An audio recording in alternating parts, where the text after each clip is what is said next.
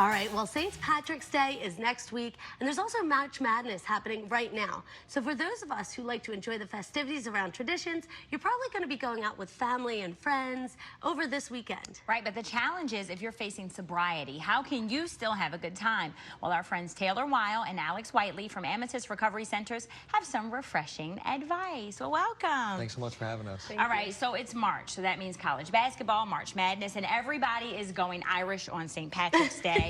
So it seems like there's just drinking all around us. It can be pretty hard to stay sober, right? At moments. I mean, the good news is that anything you can do drunk, you can also do sober. Especially. It's a big message. Yeah. You need to remember it. Yeah. And, you know, if you love sports, you're actually going to be able to remember the game, and you're probably going to really enjoy it that much more as well. And the thing in recovery is that, you know, a lot of your passions, you actually end up kind of getting reinvigorated, especially in things such as sports. So. And just because you're sober and you're working through everything, that doesn't mean you have to stay home, right? Sure. Right. I would definitely suggest, you know, bringing an accountability buddy, like someone who is also sober or in recovery. It makes it a lot easier. I wouldn't suggest surrounding yourself with a bunch of people that are drinking if you're not with someone else who isn't drinking. Right. So if you're going to a bar and you have you have an accountability buddy, what are some tips or some things that people can do if the bar is seen isn't what they can avoid? They want to be there, but they also want to stay sober. I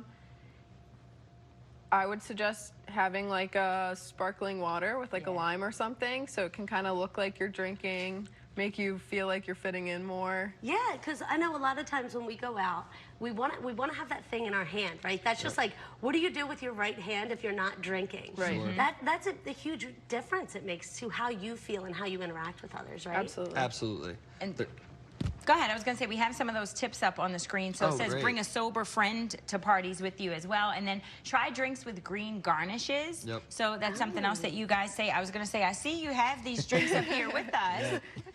So that is something that you suggest, just sparkling water. Anything else? Should people try juices, even mocktails, or is that too much temptation? Well, I was going to say, you know, whether you're at the bar or at home, there's a number of different mocktails you can make. They're really delicious, you know, and they're super easy to make, especially without alcohol. Okay. And so what are the things that you deal with, that people are dealing with surrounding addiction? What are they struggling with, and how does your organization help them? Sure. So, I mean, Alex and myself, we're both people in recovery ourselves, and we decided to get in this field so we could give back.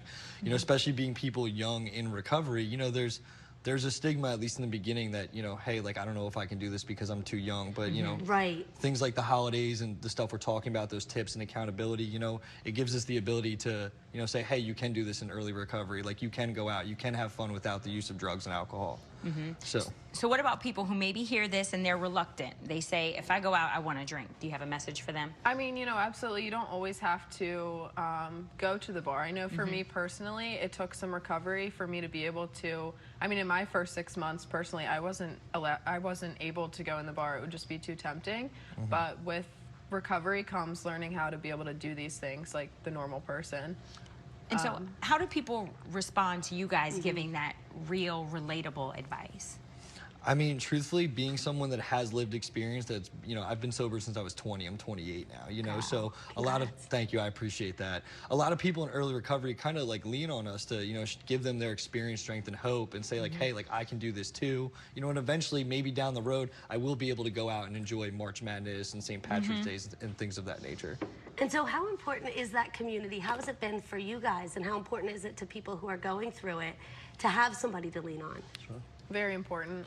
I mean, absolutely, I wouldn't have been able to do it without the people that I've met in the process. Yeah, I mean, just like the sports community, like the recovery community is the same way, where, you know, we're all enmeshed with each other, you know, we you know, hold each other accountable, things like that, and, you know, it's just one giant community just trying to have fun. Amazing, I love it. And so do you have a place where people who are watching us now can go to connect with you so that they can find an accountability buddy, or maybe if they feel like they need to jump into the recovery process? Absolutely. So there's a number of different support groups out there and programs. You can always call Amatus Recovery Centers. It's 888-20-SOBER, and we can try to help you find the support you need. And no question is too small, right? No, absolutely not. Perfect. Thank you guys so much for being here. This will help a lot of people. Thanks so much for having us. Thank you. All right, stay with us, guys.